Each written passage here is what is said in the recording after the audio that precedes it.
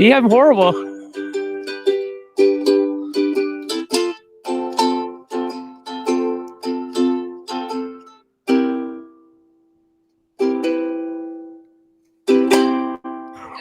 don't know what I'm doing. Maple syrup. Hey, it's the Maple Syrup Show. It's better when Erica's here to like goad me. She goads me on into playing more and more every time. And I should actually like maybe write down the chords that I'm going to play because I actually don't know what I'm going to play before I pick up the ukulele. So it always ends up kind of a bit weird. But that's okay because we're here today in the Maple Syrup Show and we've got our friend Bree Goldman here. Welcome, Bree, to the show. Thank you. Hi, how are you doing? I'm great, thank you. How are you? I'm wonderful. And where are you coming in from? I'm in Las Vegas.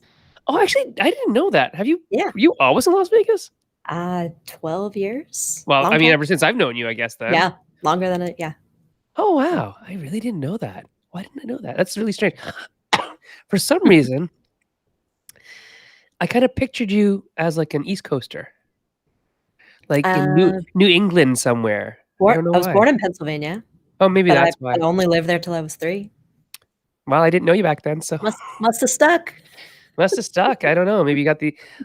Is there a Pennsylvania accent? I'm sure there is. There definitely are some words, but yeah. I don't think you probably don't use them. Not really. You moved when you were 3. Yeah. I still have a lot of family back there. Okay. Well, welcome from Las Vegas. It's probably a lot nicer there than it is here right now in terms of weather. I'm in Canada, so it's cold as usual. It's actually getting really quite nice. Like I go for a walk every day because it's nice and there's no snow on the sidewalk and it's all melty. Because I mean that's gross. It's yucky, and people haven't been picking up after their dogs much. But you know, I think I talked about that last week about dogs and the spring and gross. But anyway, we're here today to talk to Bree, not about dog waste, but about a whole bunch of stuff. We're going to talk about rules writing and marketing of board games. Why? Because that is Bree's, that's her expertise. Those are her areas of focus and expertise within the industry. So, Bree, tell us your origin story. How did you get into gaming? Even just before we got live on air, you were telling me that you've been playing games with your family for obviously years, and even just like a day ago, we're playing games with your mom and dad. And that's awesome to hear. So tell us, what is your history with gaming and what got you into wanting to work in this industry? So I have been playing games for as long as I can remember, of all kinds. I played board games as a kid. I played video games. I played D&D even as long as even when I was probably 10 or 11. And more recently got kind of pulled very, very heavily back into the hobby. I got into tabletop gaming as a hobby originally with Catan, like many people do back in like 99, 2000. It was Catan and Eurorails were really the 2 games that were my gateways. And it was I went off the deep end at one point with the with Eurorails, actually, with all of the other kind of like games where you can draw on the board, the dry erase games. Did you have like your own belt with like custom crayons? No. That'd be awesome. But I had Australia Rails, India Rails, like so many different variants of the and of course my very favorite that I still treasure to this day and will play anytime anyone wants to, which is Iron Dragon. Iron Dragon is the best. It's amazing. I gave my copy away to my friend, which I am sad about. No, I'm not. He loves it, so it's good. And it's funny, like I literally just bought my friend a copy of Eurorails because she and I played together like almost every other night in university. It's an amazing game. Well, it really is, because it has that tactileness to it, like of drawing, and even just the sitting around after the game's done and talking while you're cleaning, like somebody's putting all the chips in the bag and sends there wiping off the board, wiping down the board. Right? Yep. And looking just back, I realized that Iron Dragon was probably the first game where I really like consciously understood the concept of variable player powers. Wow! Right? This was in like 2000. So sorry, you were saying about sitting around No, and wiping I down the just I, board. I'm just saying that it just I'm just considering how powerful crayon rail games were, and how people are really embracing things like, say, cartographers, where they're drawing on a board and coloring it. And like, it's like you don't have to, but people are like, oh, I need to buy new pencil crayons for this game, right? And they love it. It's just like adult coloring, right? When you have those adult coloring books and mandala books and stuff, people just like that relaxing part. It's like people like painting miniatures. I don't like painting miniatures because I suck at it, but I I love will penguins. I will color things. Oh, nice. Seen yours, and I love them. Thank Um, you. yeah, they're great. So we talked, I think I talked about this last week about my hangups with painting is that I'm not good. And oh, I didn't talk about it with you. I talked about it with somebody else. Or not with you, but even on the show, I talked about it on another person's show, is that I have this thing in my brain where everything's perfect. And if I can't make it perfect, I don't do it. That's a very, very big, like, gifted and talented student type thing to do.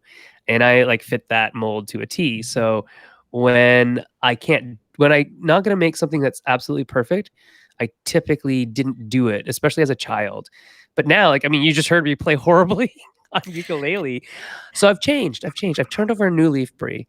But this is not the About Sen show. That was the other person's show. This is the About Bree show. Well, So, my dad and I were just actually talking about that very thing last oh night yeah, because and that's actually how he originally had a friend who was a phenomenal guitar player he was eventually inspired to learn guitar because of him, but originally didn't pick up a guitar because he felt like he could never be as good as this guy. yeah, And so if he couldn't be that good, he didn't want to do it at all.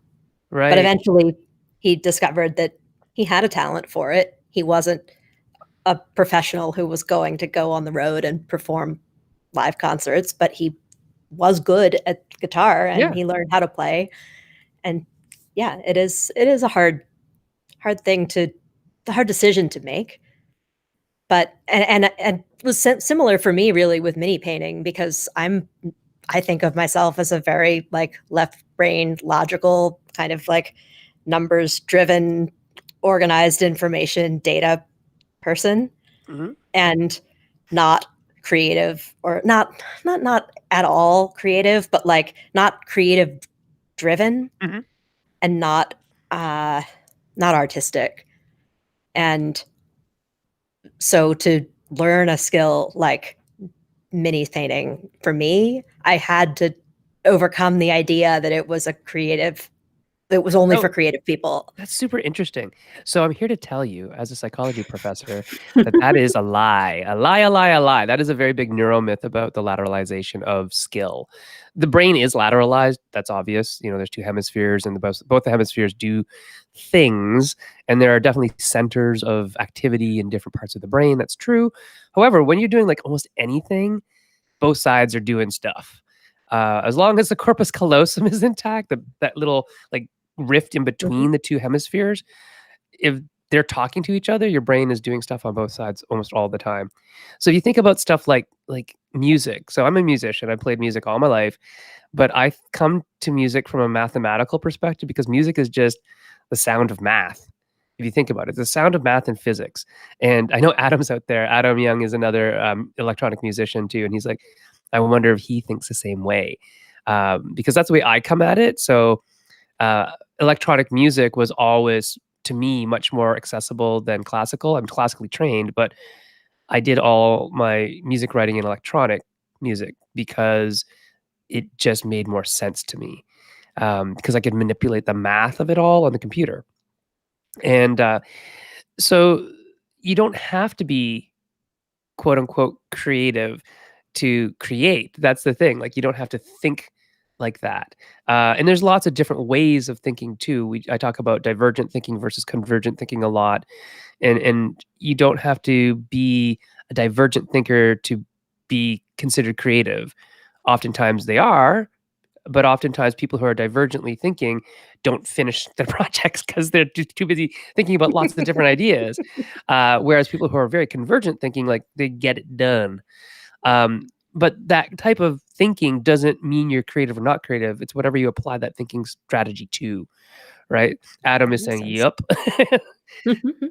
um, What I found with minis was when I finally realized that there was, like, a way to have a logical approach to learning how to do it, that I could learn, like, okay, this is how you apply a base coat. This is how, and, like, yeah, there was a physical process too, like the way that you use a wash and the way that you use the dry brush.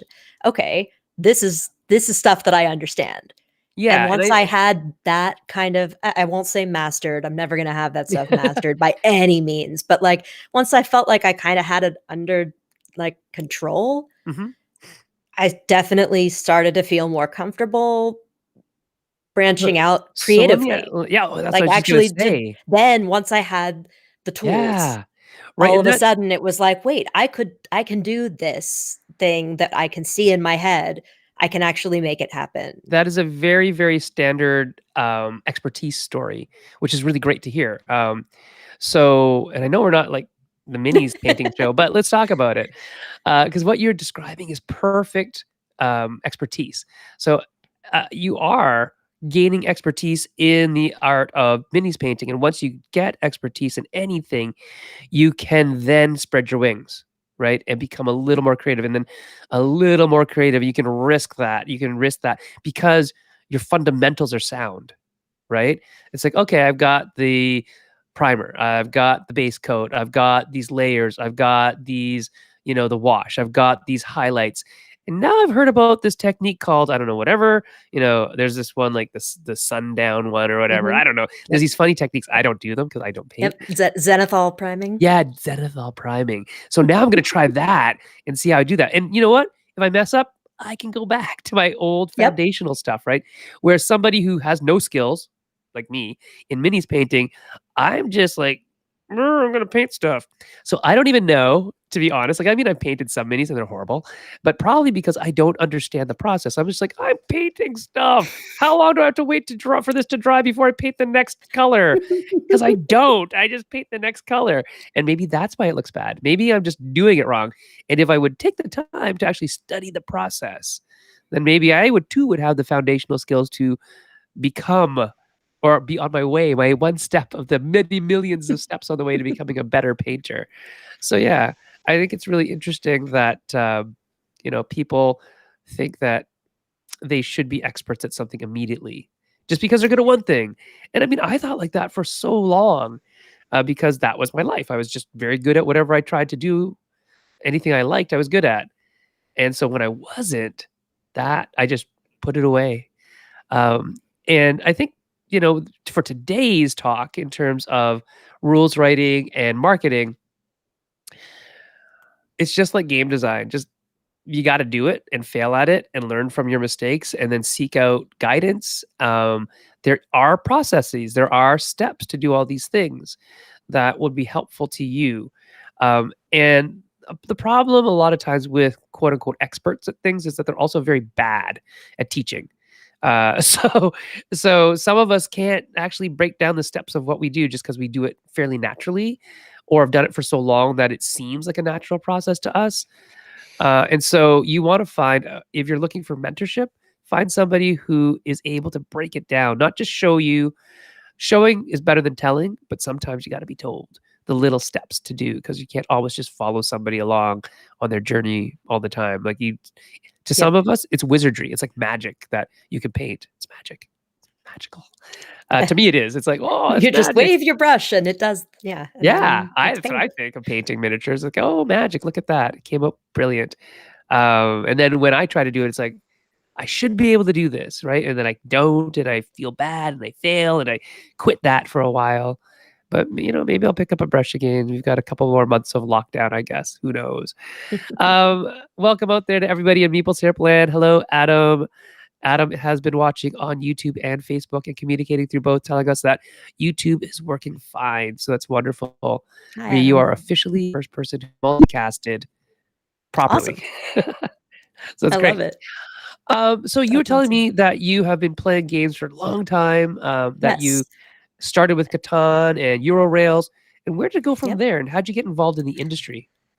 So just in the last maybe 2 or 3 years, I had the great fortune. Actually, I was on a geek cruise, the Joko cruise, Jonathan Colton fan cruise, maybe 3 years ago, Okay. and I met Peter Vaughn and Brad Brooks.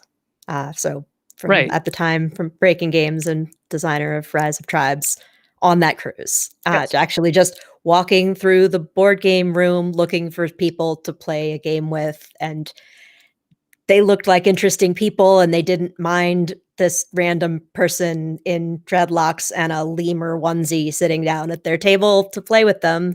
Okay. And I can't picture that, but you need to I send me I photos have later. I have pictures. Okay. Later, you can send me photos of that. Um, I can't picture yeah, it.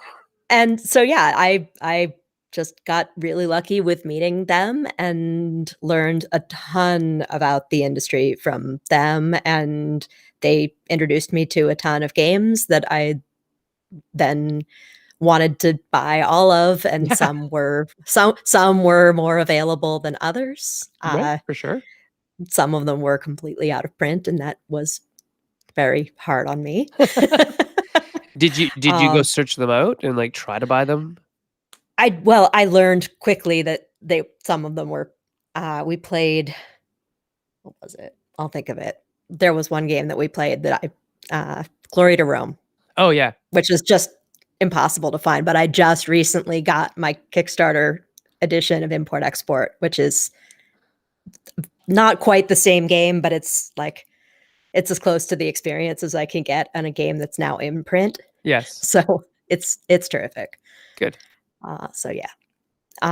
But yeah, that was so I got involved through Peter with the Sparkle Kitty Nights Right, Kickstarter, yes. and that was really kind of my entry point into Kickstarter backing games, getting involved with things. Not I wasn't involved in that particular one behind the scenes, but I just kind of started to pay more attention to how Kickstarter Mhm. marketing was working, and then talking to Peter more about what was going on behind the scenes, and then eventually worked with him on a future Kickstarter on Dwellings of Eldervale, Right. where I actually did work with him as the community manager Yeah, and for that that. that was huge. That was a giant campaign too, right? Yep. And I think that's a really good thing to mention is that there was a community manager. Why? Because those backers, they need wrangling, man. They need somebody to kinda, like, guide them and put them in their place when they need to be put in their place. Backers are a strange bunch, let me tell you. But, so after that, what happened to you in terms of, doing more marketing and rules writing and or revisions? What was that all about? So, actually, during that campaign, I got laid off from my full-time job, which turned out to be a blessing in disguise because it was about a year before COVID. So, it turned out that was sort of the beginning of my long-term freelance work from home career, which meant that I had a head start on I had already You're like done a pro some, at this. like, Yeah. well, I had worked from home for, like, 8 years before the job that I had at that point. I was working here in Vegas for MGM Resorts Right. for that at that point. But prior to that, I had been working from home for, like, 8 years. So I'd done that before, but I've only done f before this, I had only done freelancing for short periods of time. This is the Right. longest this last, like, 3 years is about the longest I've gone. Um, and this because it happened well before COVID started, it really kinda gave me the opportunity to plan for the just, like, kinda unthinkable, like, nobody could see this coming. And then the same company that I worked for, which laid off 1,000 employees when I got laid off even more people when COVID hit. So, it was very likely that even if I had survived the first round, a year later, I would have gotten laid off anyway. Yeah. So it wound up working out well for Blessing me, in and disguise. right? Yeah. And it gave me the opportunity to really focus on board game industry, which has been much like I'm much more passionate about board games than I am about hospitality. So Right. I'm happy with That's good. I'm the happy way to that hear things that. have gone. right? It's a hard pill to swallow that, you don't have a job, but Yeah, it's also like, that's kind well, of it's an opportunity, right? I don't I don't know if exactly. you're a Simpsons watcher, but, the Chinese have a word for crisis and opportunity. It's the same word, crisitunity. It's not true, not true, but, it's a joke from The Simpsons, and Jay and I always say it. I love So it. that's awesome, and so you were working in the hospitality end of, like, MGM, not in the Mhm. marketing end or in the I marketing was of the I was in hospitality? I was in the market research Okay, I see.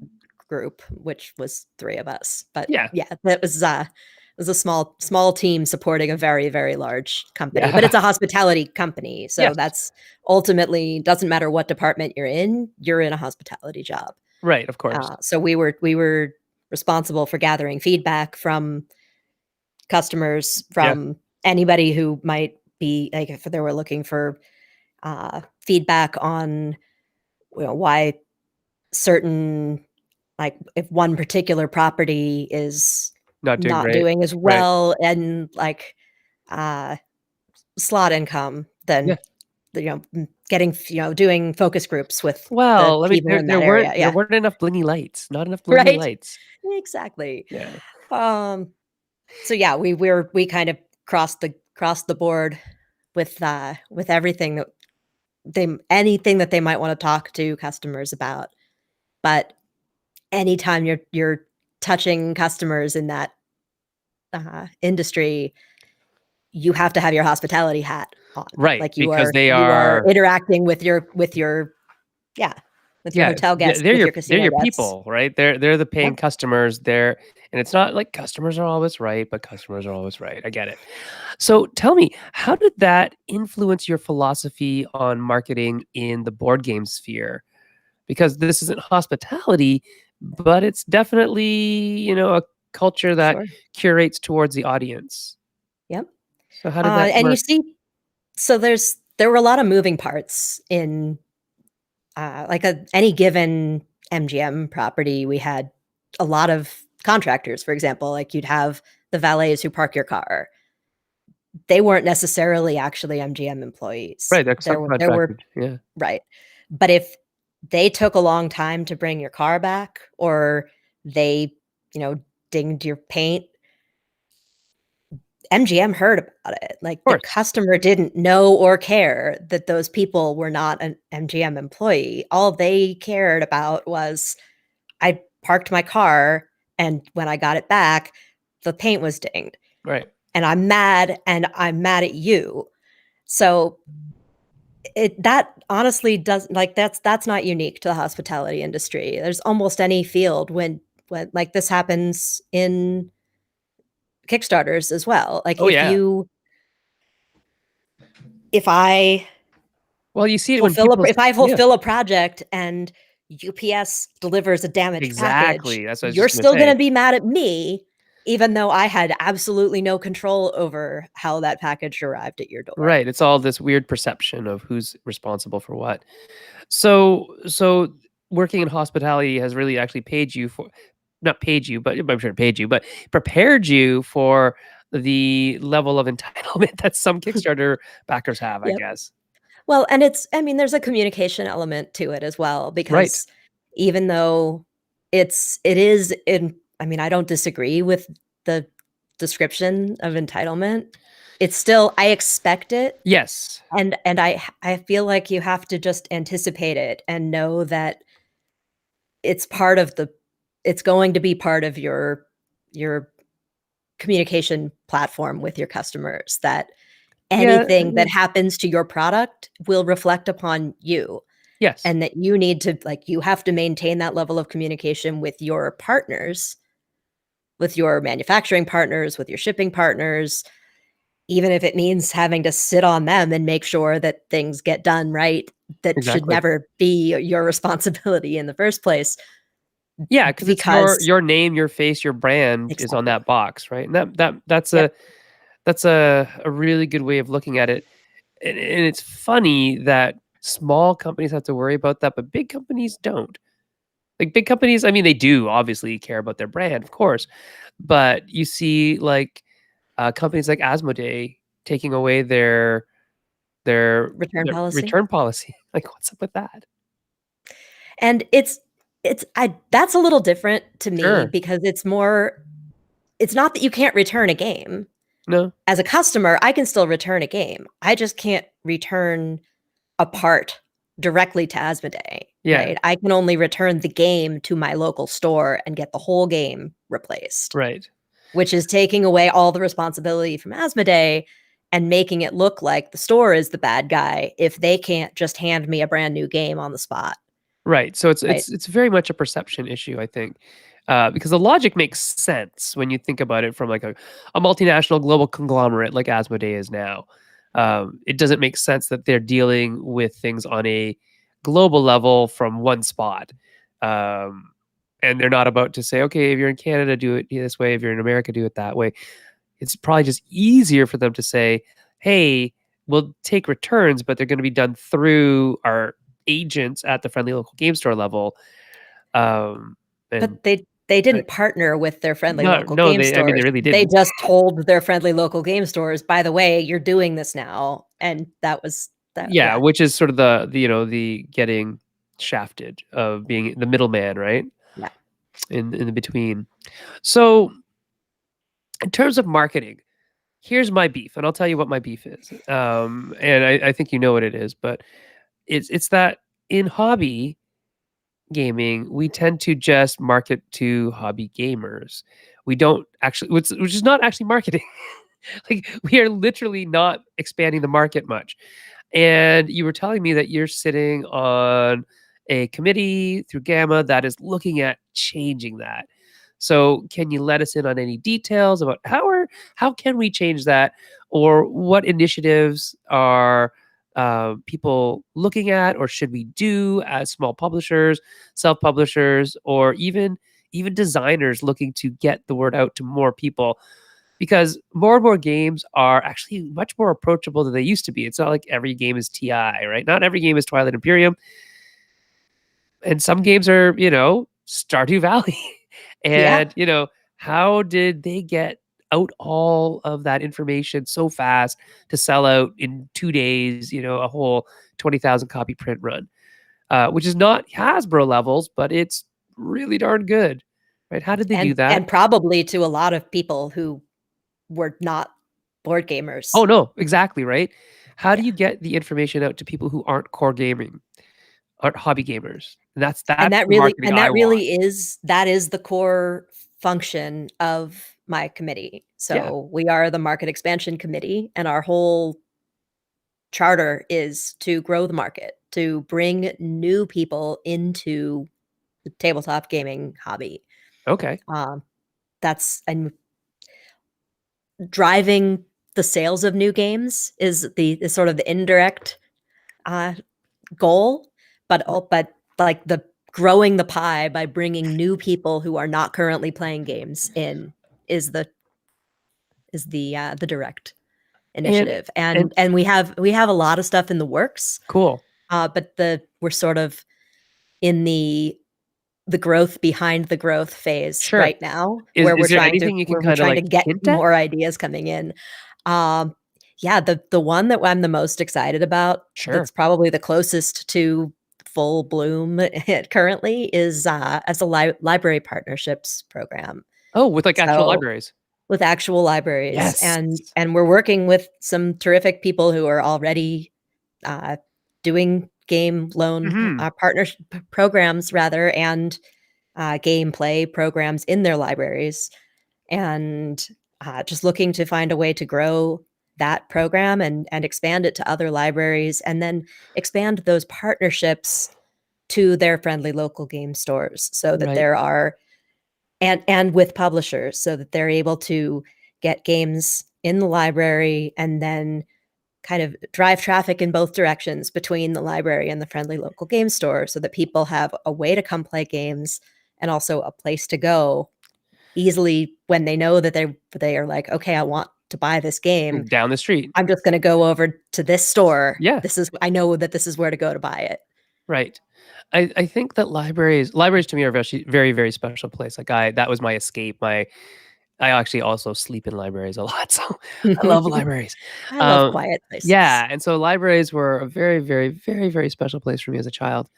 I would basically go buy, borrow 10 books, and 10 days later, I'd go borrow another 10 books. Like, that was my limit on my card. Like, "You can't borrow more than this, Sen. You can only borrow this many." "Okay, I'm gonna borrow as many as I can. I'll read 1 a day, and I'll come back." So, like, in a summer, I would probably read, I don't know, 50, 60 books in a summer as a child, because I'd just go every day if I could. And I would read books while I was there, and then I wouldn't borrow them because I'd already read them, but I'd borrow 10 more books that I couldn't finish while I was there. So I could spend hours and hours and days at a library. And if they had games back then, that would have been awesome. Now, I mean, I see puzzles, I see, more mass market games, but I definitely think there's room for things like you're doing. In fact, just before shutdown, I did RPG Day last year, because it was like right before shutdown at a library. That's where we did it. We had, kids on bikes and stuff like that. Which what we played Awesome. at the libraries, because they were very supportive of. They want. I think part of the problem with libraries is that as things go more and more digital, that they're not losing the community, but it's just they need more than just books to bring community in, because it's a valuable, valuable community space for people who don't have like anything, like things, like they don't have Yeah. things. So, and if we lose that place because everybody is at home doing digital stuff, then it's going to be the loss for people who can't afford to lose it. People who can't afford to lose it, like, you and me, it's like, oh, so the library's gone, big deal. But I think we'll realize very shortly that that's a bad thing. It Like is. losing a No doubt. community hub is a bad thing. Like, I'm hearing some sad stories right now about, YMCA buildings closing down because they can't afford to keep them open because the Y is the Y. But without the gym aspect of the Y, they can't afford the buildings anymore. So that's also super sad. Um, there's a lot of stuff that's happening now that's super sad because of COVID and whatnot, but that's one of it. So getting games into new spaces, to be learned, seen, played by new players. That's definitely a great marketing thrust. What other types of things are you working on? So the other main project that we're working on right now is just expanding our reach within Gamma to Right, encourage people to be able to submit ideas to us, right. to make it easier for us to get actionable programs in place. So if you're So listening we're to we're this, just kinda building upon building. yeah, and you're a member of Gamma, Bree is the person to talk to if you're thinking about how do we get more games into more hands for more people, and divergent people, right? Different clusters of people who didn't Mhm. normally access hobby gaming or look at hobby gaming as a feasible form of entertainment, right? And this is kind of a sneak peek. This hasn't actually been officially announced that we're doing this yet, but that will be coming soon. Oh, that's So there's, awesome. like, nothing official on the website yet. There's no sign-up sheet yet, but that's all in the works. We just had a meeting This is a about it scoop. yesterday. Hey, Yes. this is like hot Yes. news, everyone. Yes, it is. Good. But Uh, there will be an official announcement coming soon, and then there will be, like, an actual website that you can go to get that information and a form that you can fill out. All that will be available, awesome. but it is not there yet. Oh, well, it'll be there. That's the thing. That's the Yes. infrastructure is starting to get built. The plans are starting to get made. Librarians, by the way, are some of the best people in the world. Some of my best friends are librarians. Um, and lots of librarians love gaming because it's like they Yep. love the analog, they love the tactile, they love the archival feel of it all. So they really enjoy gaming.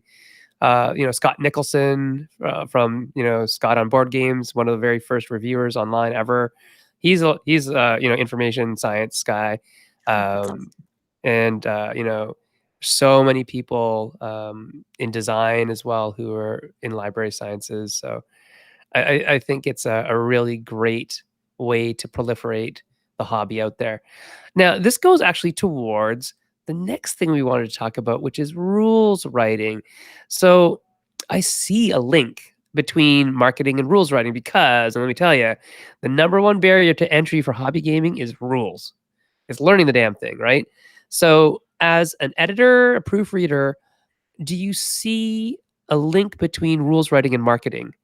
Or how do we write rules in a way that are more accessible or approachable or whatever the word is we want to use?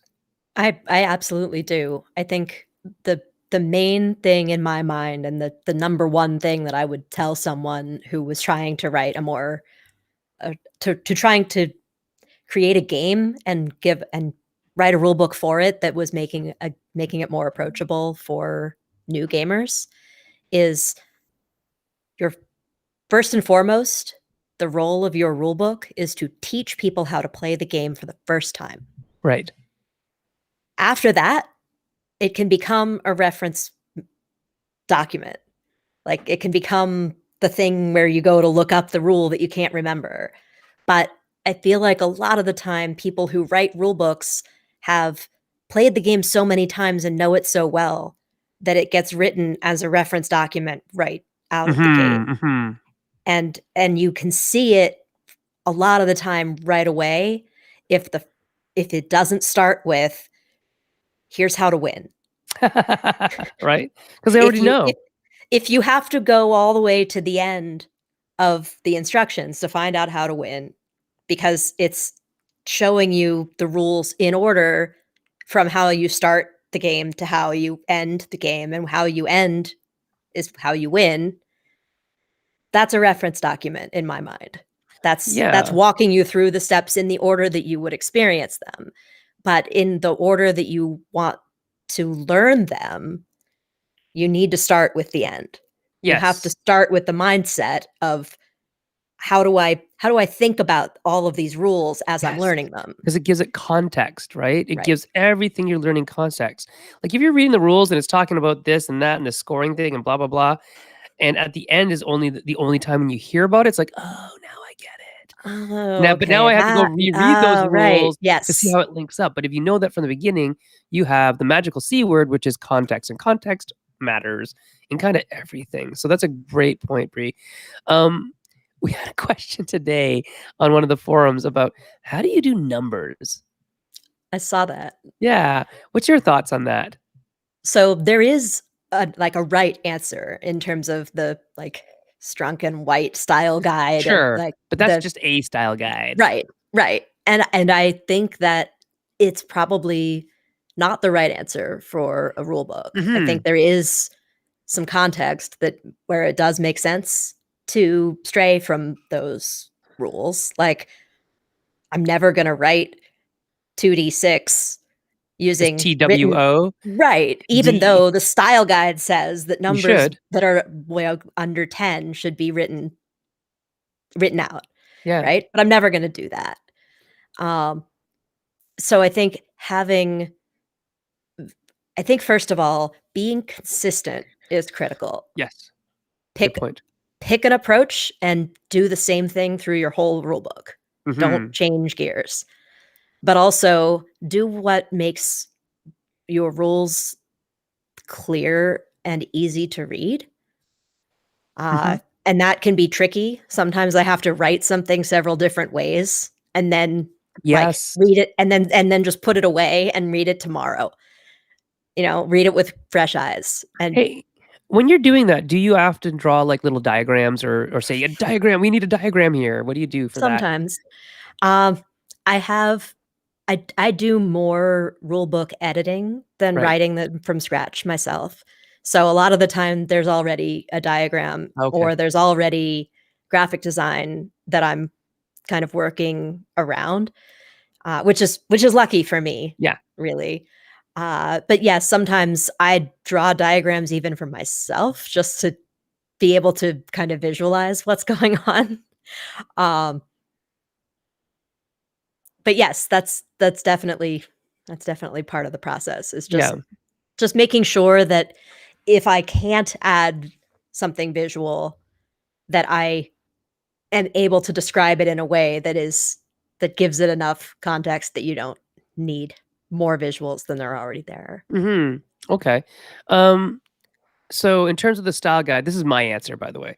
My answer is use what serves the purpose of the particular piece of writing that you're doing.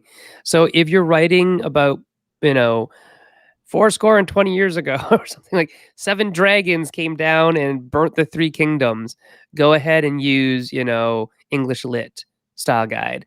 Mhm. For that fluff part, it might be a paragraph, it might be 2 paragraphs, it might be a whole page of lore. But once you're writing the rules, then you are writing a technical document, unfortunately. And you need to think about how that works out, because those are the parts that will be referenced. Nobody's going to reference the lore and need it immediately, so immediately that it's like life and death. But people will grab your rules and look for, how many dice do we use for this combat situation? Oh, this is an edge case. How do I deal with that? So I think for some things like, um, if you're looking for keyword terms, if you're looking for different things, maybe we should establish a style guide for board game writing, I the do. rules. I wish that there was something like that and that there Well, was consistency between rule books. we could But I start was that. literally just thinking when I was reading that very thread, Yeah. somebody mentioned that Jamie Stegmaier has a style guide that Oh, I references mean, we do too. specifically references numbers, and I thought, I probably have my own style guide in my head, Yeah, that's but what I mean. I should put it to paper Yeah, you should because I totally. don't because I haven't, and I need to. And if it's a convention that you can stick to consistently and that other people can say, "Oh, that makes total sense."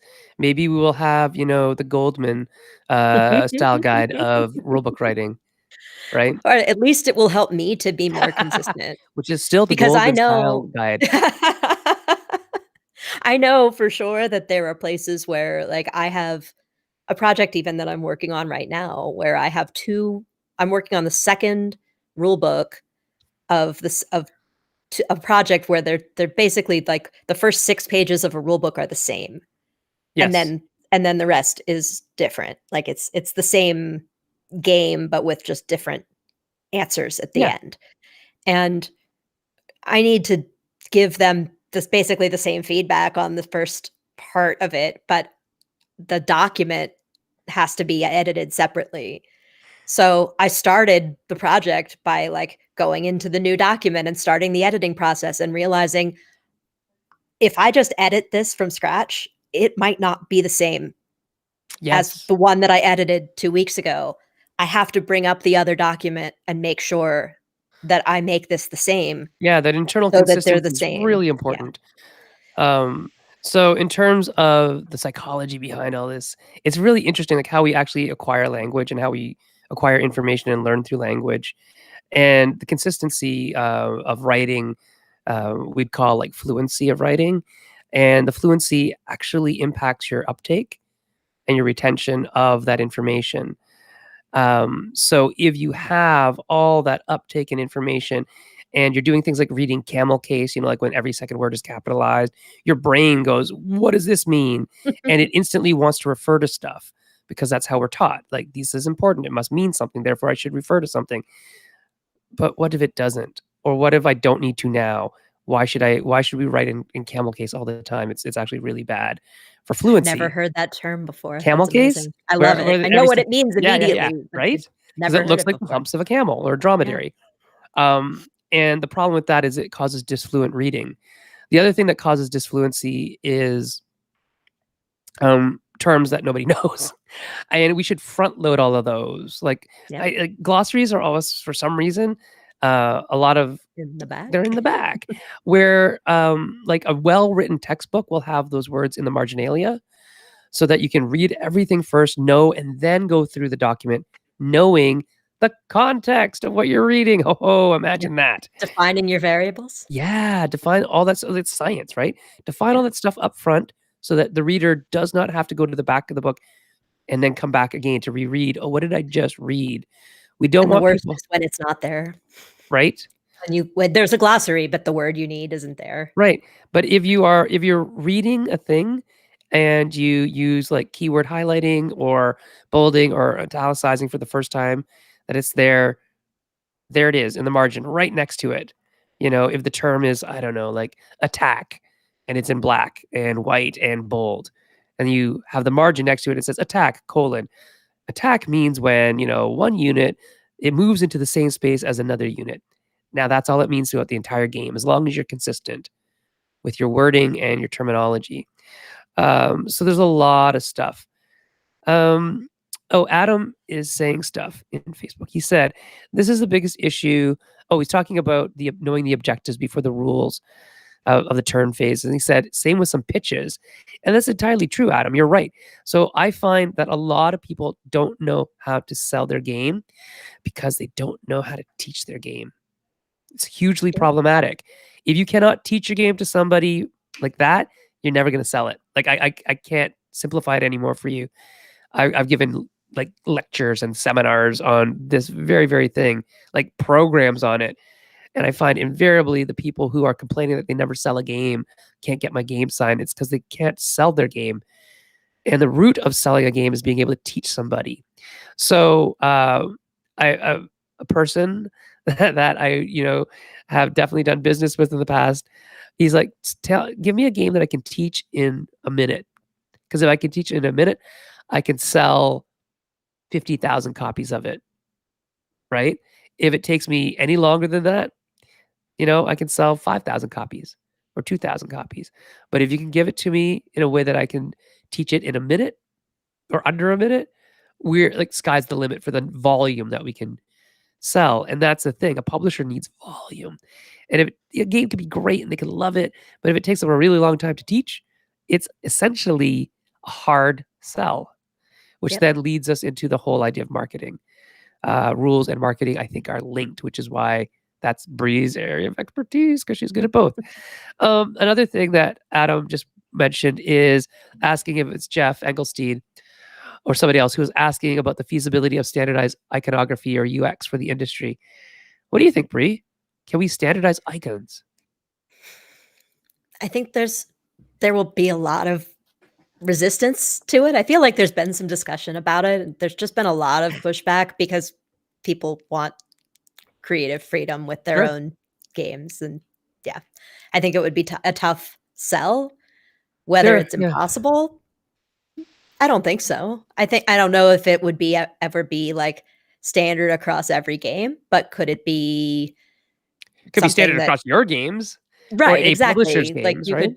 you could create a standard and make it available for public use. Yeah. Absolutely. I think it'd actually be cool to have a standard that could be slightly modified to be thematic, right? So, or at least the heuristics of the icon are similar between things. So if I'm attacking with a sword, it's going to look different than if I'm attacking with a gun or whatever. But the heuristics of it might be the same. The affordances of it might be the same. Whereas I look at it, I know exactly what I'm going to do. So, and it depends on what level you're actually iconographizing. Like, are we iconographizing the method of attack or the results of the attack or or just the fact that it's an attack versus defending. Right. So there's lots of ways to do that, or lots of things to talk about, I think, in that. Oh, Adam said, I just checked. It was in Shop Talk in 2020. So Meeple Shop Talk, if you're not a member, go sign up for that, or I'll let you in. It's just a private little group on Facebook. But it's a very thoughtful group. It's a group where you're not going to get a lot of trolling. You're just not, because it's all like people who I count as, personal friends in the industry type thing. And it's also a place where you can kind of wax poetic and get away with it. Like a lot of deep thinking goes on in Meeple Shop Talk. We don't necessarily have like 10,000 posts a day, which is good because I can't keep up with that. But, even just the other day, I think Sarah Shipp asked a really good question about, are you more interested in, refinement or in innovation? And it led to some great discussion about, is that actually, the same coin, different sides, or are these two different things and we can do both at the same time, right? So it's lots of good discussion on that page. But back in terms of what we're doing here with marketing and rules writing, do you have like a format for rules? Like if you got a wacky bunch of rules from some, loser designer from Canada named Sen, I shot you my rules, would you reformat them into, the Bree Goldman format? I don't have a design format. I've been really fortunate. Like I said, I think earlier that a lot of the projects that I've worked on have already gone through that sort of design Initial, yeah. process. And several of the projects that I've worked on actually have been published in another language Oh, and right, then right, right, translated, and so that I'm only doing like a a revamp of the language to make sure that the rules make sense in right, English. Um, but I definitely will take at least 2 passes through it with a different lens in place. So the first one is, do the rules make sense as for learning how to play the game? right. And then 'Cause that's the most once important, as you said. yeah, and, like, does it start with how I win? Like, if I was try and a lot of the time I haven't played the game, which Right. in a way makes it sort of a mini blind play test Yeah, also, because I will hit places where I don't understand what the rules mean, that's great, to be or I honest. misunderstand what the rules mean, and so I make a change, or I'm not sure about something, and so I'll make a margin note for the publisher saying, "I think this is right, but please double check it." Yep, And and and after all of that is done, and the publisher has had a chance to look at my changes, then I'll do a proofreading pass right. where 'Cause I'm just looking for spelling and grammar and commas punctuation. and Yeah. stuff, 'cause the grammar and stuff is important, of course, but it's not as important as, like, the technical part of the rules. But you have to have both, I mean, to be a You really ha good I product. For me, I mean, I'm a grammar nit. Yeah, For me, I have to have both, but sure. I do feel like I don't wanna a lot of the time, I'm gonna make changes to what's there.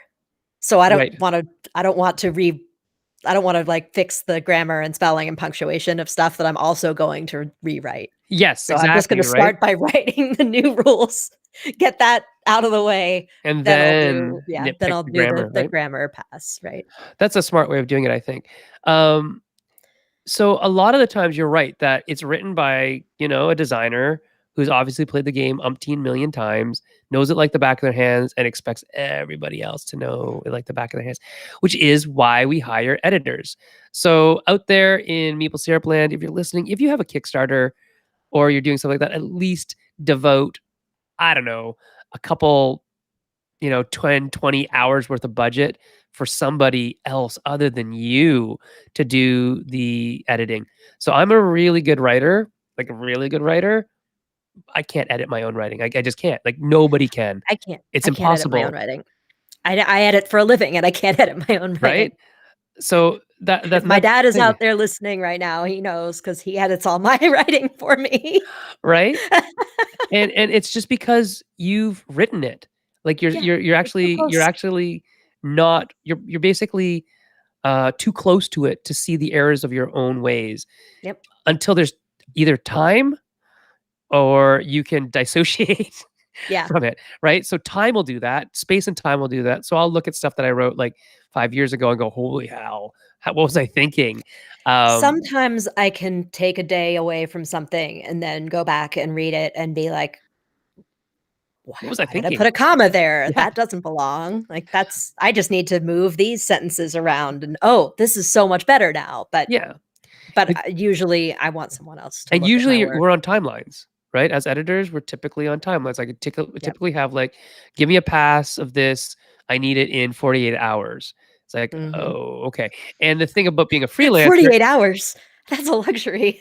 right? That's part of it. But the other thing about being a freelancer is that my 48 hours isn't the same as a person telling me to do it within 48 hours, Yeah, right? That's because the what else thing. do I have that's due Exactly. in What between was now what and was then? due before that person ever hired me? And I have to juggle that. And I have to say, do I Yep. actually have time to do that? And so that's where, not sleeping ever gets, you get the job done. But editing is a very big part of this. And so yeah, even if it's like somebody who's not a professional editor, who's just really good at writing, pay them some money if you can't afford like a professional. Then they'll be a professional once they get paid money to do it. Pay them some money, get them to look it over, read it over, just even notes in the margins. I have like an editing suite of notes that I use for like, what did you mean here and stuff like that. They're like just like prefab um, basically I have a suite of markups, basically, because that's what teachers do. We mark stuff up. So we have little buttons that we hit and say, I need this button here, I need this button here. And they're like little just stickers that said, what did you mean by this?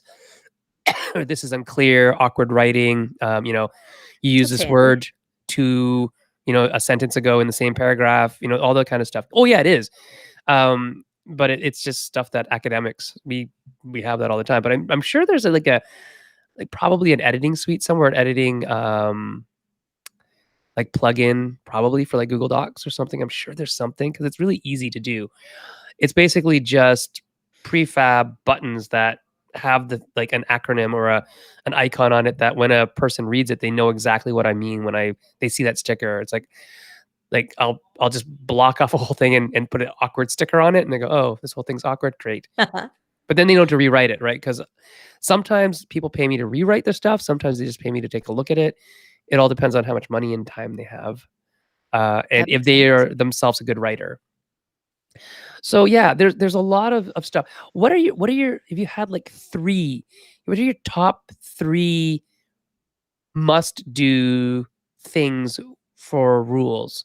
Like, what makes a good rule? What are the three things you think makes a rule a good rule? Uh, Specifically, what makes a good rule? Yeah. Or a good rule book. It's interesting. Yeah, I've been thinking much more about the rule book as a whole. Sure. There's rules in particular, like any given specific rule, I think, yeah, clarity and consistency is probably the most important. Makes sense. But the thing that I was thinking about earlier when you were asking about diagrams was actually examples. Uh, Yes. and Oh, good, and good, good. Yeah, I let's was talk about thinking that. about this actually while we were playing your game, Mutants, Oh, yay. last night. Yeah. There's a terrific example in the Mutants rulebook that does something that I I absolutely will love in I will take rulebooks. total credit for that, but I probably didn't do it. It's a great rulebook. I It's did write honestly I a did write a really lot of it, but it's a really, really great rulebook, I'm sure they and took a bunch of I don't passes. say that lightly. Good. Well, I'm Uh, happy because it's a very procedural game, so it has to be.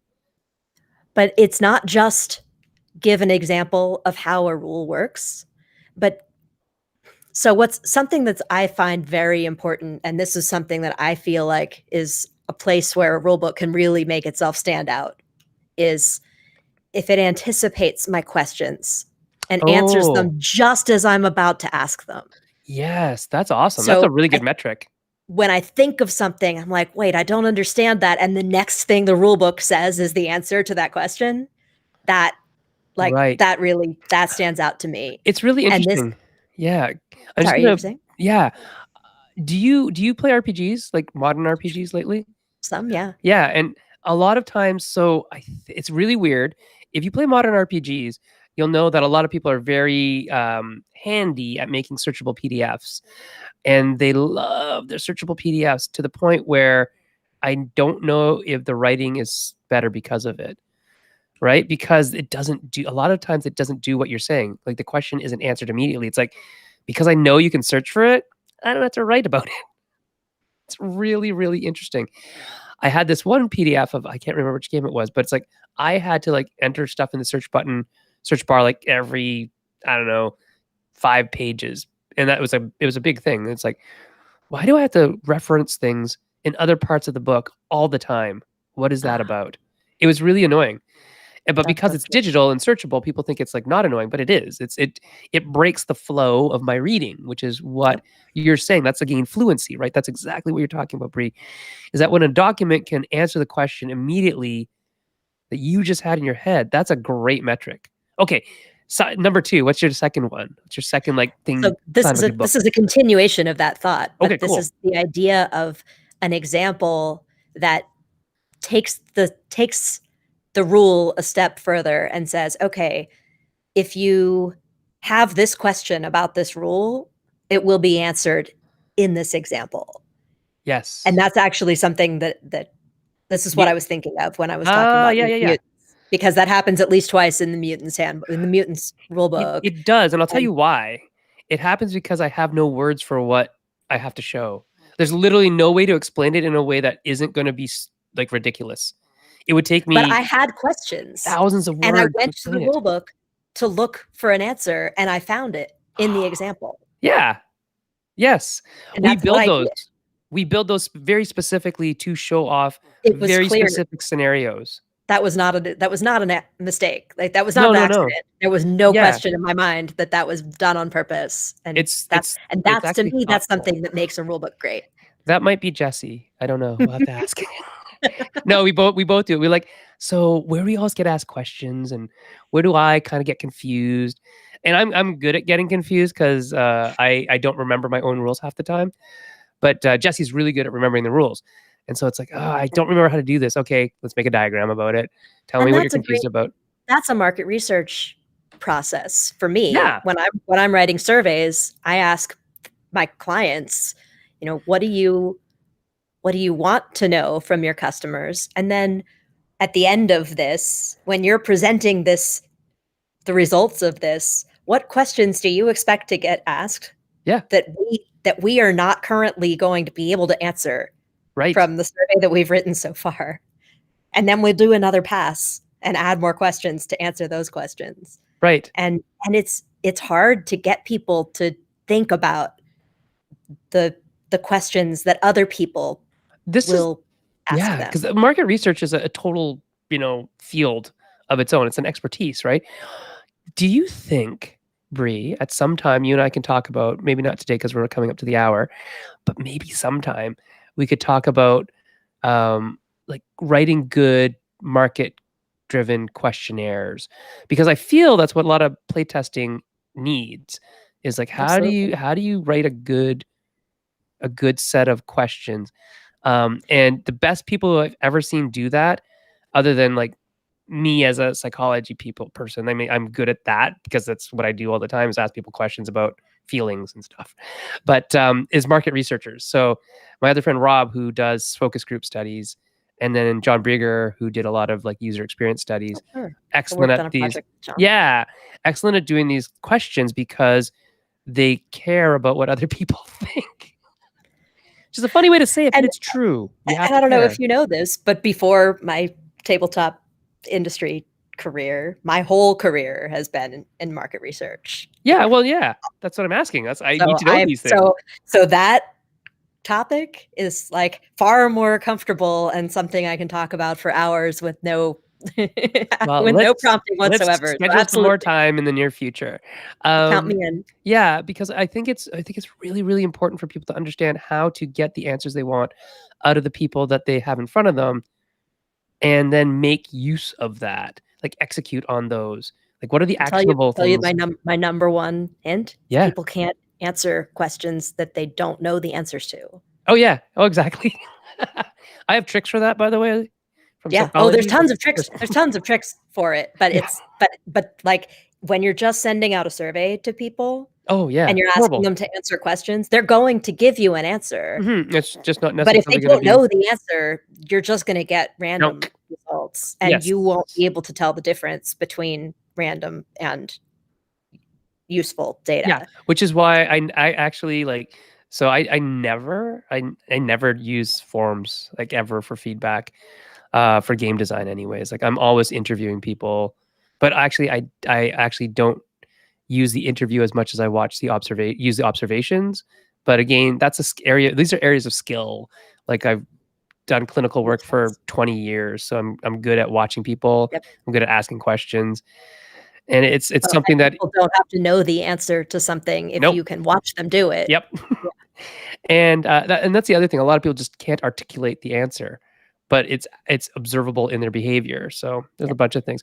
Oh, Candace is saying that she needs to invest in a show work sticker or stamp for marketing. She is a math professor. You're right. You do. It it helps. I don't know what LMS you're using, Candace, but I know on D2L I can actually use I can actually use animated GIFs and memes in my feedback. I don't know how I found that out, but I just do it. I like I copy seem and to paste remember you stuff. mentioning that has cost you a lot of time Yeah, learning because I'm things. searching out like the dankest of memes to like give my students so that they think I'm cool. This 50-year-old dude who's teaching them psychology is cool. I am not cool. Anyway, yeah, so marketing and rules writing. I think there's a real big tie-in that the easier your rules are to get, the more marketable your game can be. Even if it is a deep, deep, deep game, like you can always do something to kind of streamline that. I think the act of like demonstrating through diagrams, written examples, all those kind of things are really great. We've got some time. Do you have time to stick around for a little bit longer? Good, because we've only got one, so we need two. What's your second piece of big advice for writing rules that you would say is a must for a good rule book?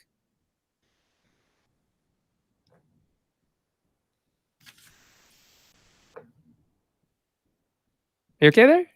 Yeah, I'm just thinking. Oh, okay. I wrote some stuff down, but Oh, we've okay. covered basically all of it at this point. Uh, Remember when you said yeah, you weren't sure what you'd talk about, and I said I have ways of making you talk? you did. See, this is what I mean. We can talk That forever. face. Yeah, you don't doubt me, Bree. I can make you talk. I I have no doubt, but Yeah. I don't know if I have a second piece of advice at my fingertips. Okay. Well, think about it because you're gonna have to give the final advice anyway. So, I think you've given tons of stuff to think about. Like, it's really getting me reeling in terms of the idea that marketing is rules and rules is teaching and teaching is marketing.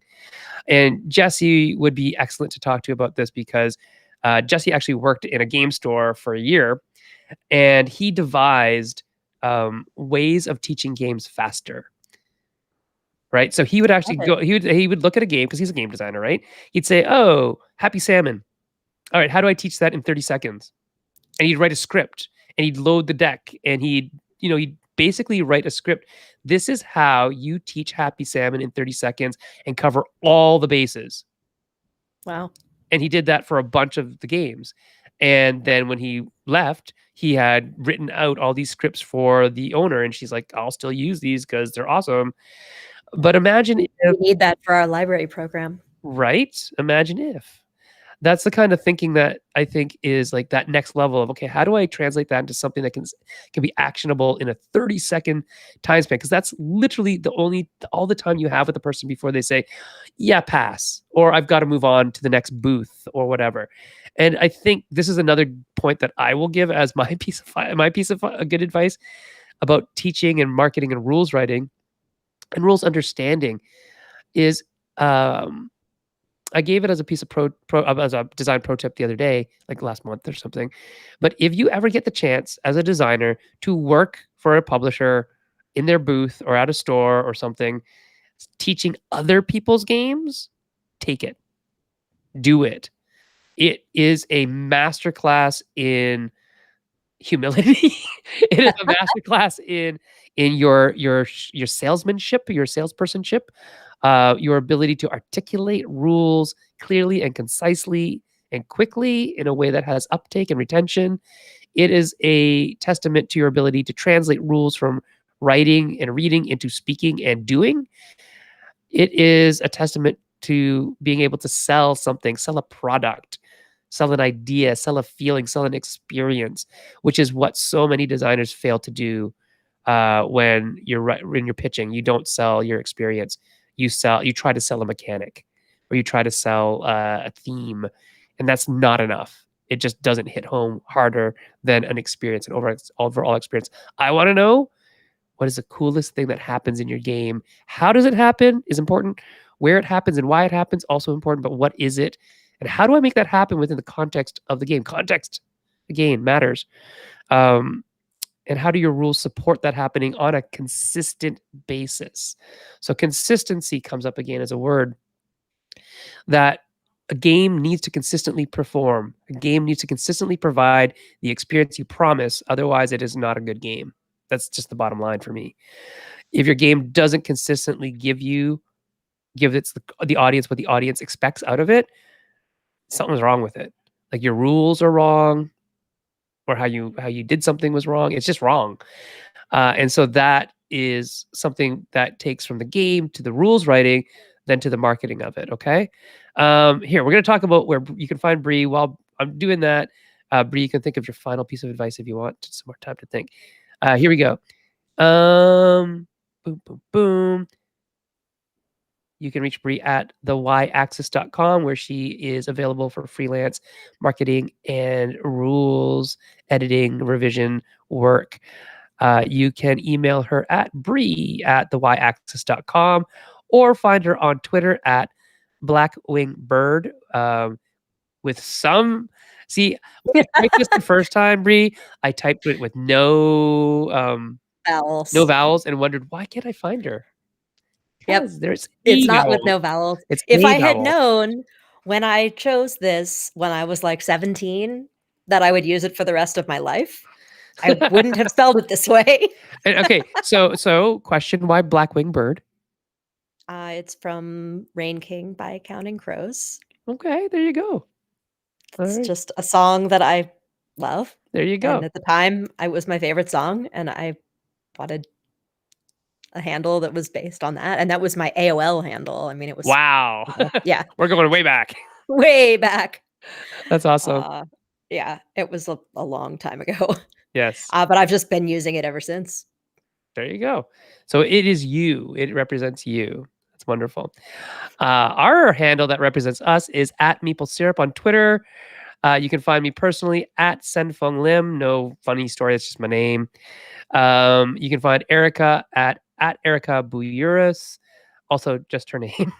but but Jesse, he's got to be special, and he chose TT Void, which is Through the Void, which I know there's a story behind. I just can't remember it. I think it's from a game. And if you like what you see here today, do you know what it is, Bree? Nope. Oh, I was okay. actually just gonna mention that I also now use at Board Game Brie on Twitter Oh, and okay. Instagram. Okay, cool. I will put that somewhere, or figure out how to get that somewhere. I don't know. We'll figure it That's out though. just recent because Blackwing Bird is so hard to spell. So you know whose name is really hard to spell? Mercury. Yes. Kathleen. How many Kathleen. M's? I think it's 7. I think it's actually 7. But if you can reach her, we could play Iron Dragon together She also loves because Iron that's Dragon. her favorite. It is. But if you like what you see in here on the Meeple Syrup Show, please do support us at www.patreon.com/Meeple Syrup. It helps us to get all the equipment and the lighting and all the stuff we need to make the show run. And now I know there's no conventions, but we've just released a couple more videos from past conventions that were Patreon only, and we've released them to general audience, so you can go watch those on the Meeple Syrup YouTube channel, which is www.youtube.com/Meeple Syrup, which I should probably write here somewhere, but I didn't, because now we're on Meeple Syrup YouTube as well. Bree, do you have any final advice? I really was just very focused on what you were talking about. That's Sorry. okay. I guess the final advice is listen to Sen. Yes. It's actually listen to Bree. Context. Yeah, Bree has a lot of good stuff to talk about. And if you are interested in learning more about marketing and rules editing and stuff like that, do follow Bree at all the things that she does, www.thyaxis.com.